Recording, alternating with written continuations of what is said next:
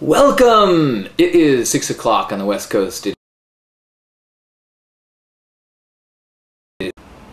Before we get deep, let's get present. Take a deep breath.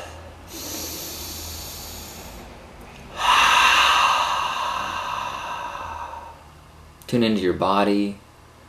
Tune into the sensations that you are feeling in this moment.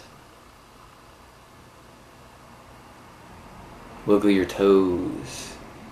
Wiggle your fingers. Notice where your skin is exposed to air. Skin is touching skin. Hear the sound of my voice and any other sounds that might be in your world in this now. When we practice surrendering to the now, letting go as it is in the now, we truly are alive. Life only happens in the now. And so when we can practice to observe and be aware and receive, it makes life so rich. Thank you, universe, for all of these more to us so we can be full of joy and awe and that we may spread it with the world. Amen. Welcome! It is May 1st! Wow! I'll be honest, get going before May, but it's May now.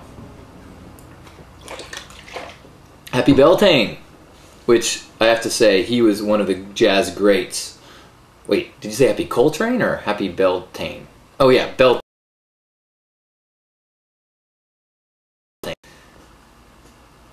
This afternoon talked about some things about the Ignite Festival and how amazing it was, and maybe if I have time I'll get into that.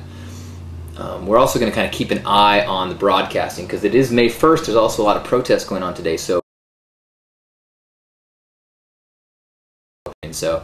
let me know if you also are having trouble with audio broadcast, video broadcast, and things like that. So, I wanted to kind of share this article that I just saw this afternoon.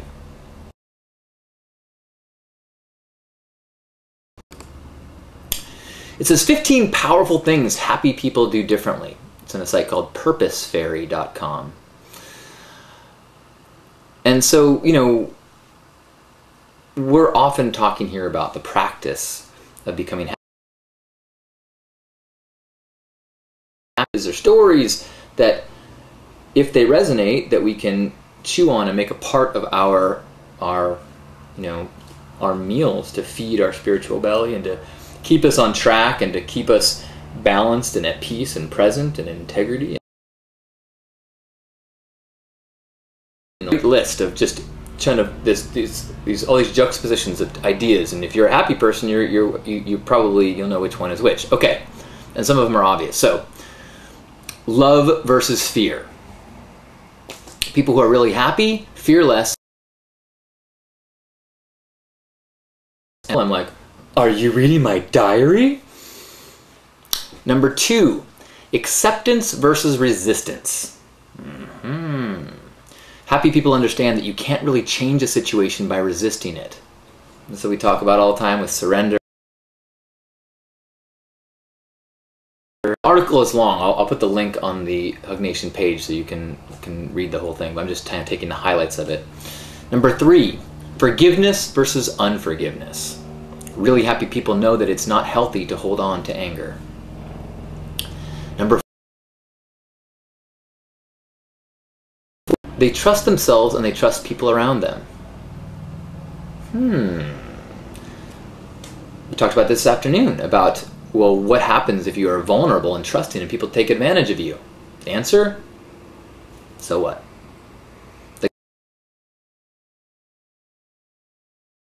Than anything that can be taken from you by being exposed. Number 5, meaning versus ambition. Do they do the things they do because of the meaning it brings to their lives and because they get a sense of purpose by doing so?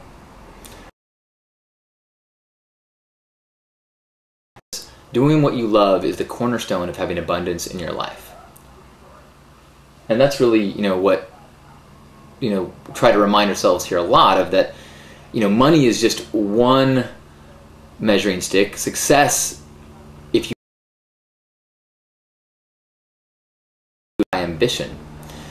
Whereas if you are doing things, driven to things because of the way it makes you feel in the world, well, that gives your life meaning.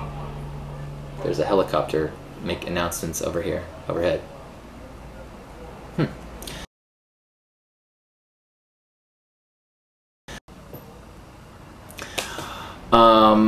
Happy people would probably agree with Carl Jung's theory on resistance. What you resist not only persists, but will grow in size.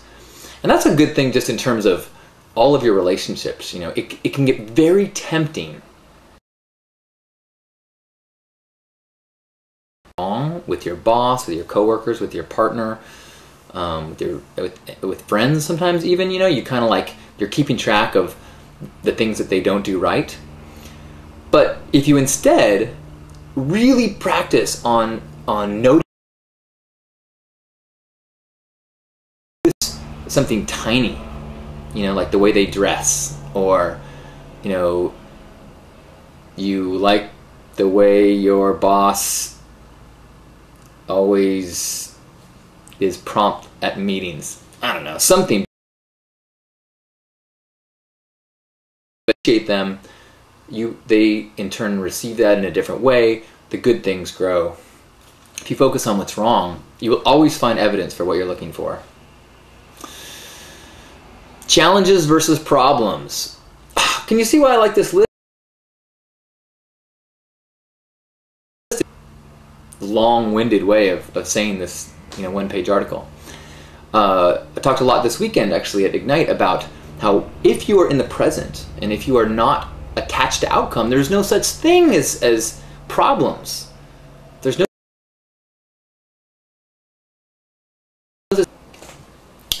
selflessness versus selfishness.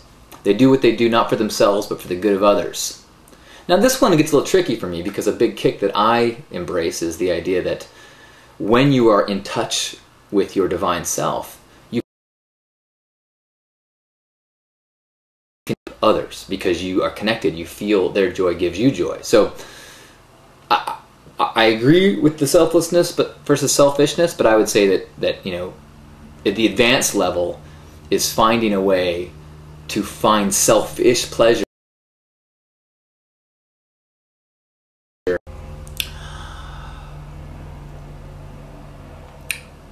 Abundance versus lack. Happy people have an abundant mindset, and that's clearly is a mindset. People will argue that they don't have, but it's so easy. If you are in the U.S., even a homeless person in the U.S. would be considered having access to an immense amount of resources compared to a lot of places in the world. So if you are feeling, it has nothing to do with what you have. It has to do with your attitude about what you have. Fastest way to get rich is to be happy with what you have. Not get more stuff, because you will not change your mindset. That will quickly not be enough.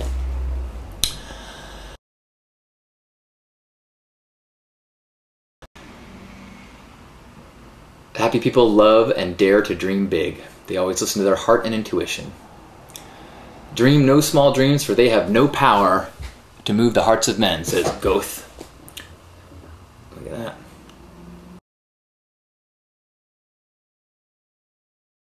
Happy people are kind to themselves and others, and they understand the power of self-love, self-forgiveness, and self-acceptance. Ooh, that's an interesting twist on that. Kindness being defined as an understanding of self-love, which kind of goes back to what I was saying about selfishness. Number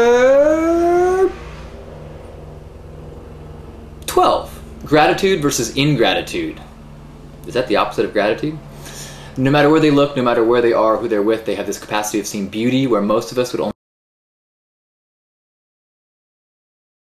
know of all of this. purpose of all happiness, I think, is being able to reset your baseline so you can be in appreciation, be in gratitude of whatever it is, you know. If you broke your leg, be grateful that bodies heal. If you lost your leg, be grateful that you see. There is just always cone to appreciate. Clearly that is a big part of happiness. Number 13, presence versus disengagement. They know how to live in the present moment. If you are present and appreciate and are in life as it's happening, you will enjoy it more. Number 14, positivity versus negativity. No matter what happens to them, they always seem to keep a positive perspective. Crap or cone?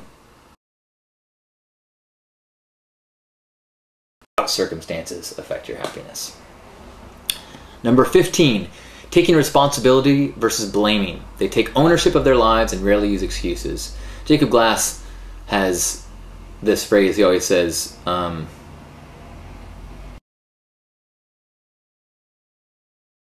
if I do something, it's not to please others, it's to please me. If something isn't the way I want it to, it's up to me.